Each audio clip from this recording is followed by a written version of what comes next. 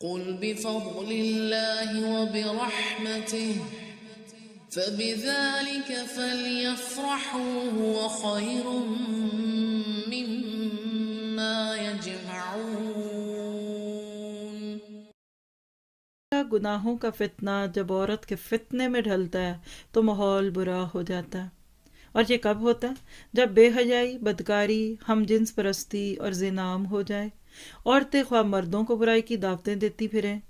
بچپن میں والدین کی صحیح تربیت جوانی میں اولاد کو بگڑنے نہیں دیتی، جیسے یوسف نہیں بگڑے۔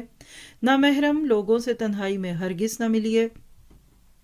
فتنوں میں پڑنے کی بجائے تقوی میں اضافہ کیجیے اور نفس کو دبائیے۔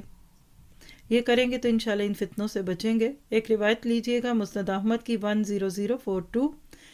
میں نے اپنے بعد والوں میں، یعنی اللہ کے نبی فرماتے ہیں، میں نے اپنے بعد لوگوں میں کوئی ایسا فتنہ نہیں چھوڑا جو مردوں کے لیے سب سے زیادہ نقصان دہ ہو ماں سوائے عورتوں کے۔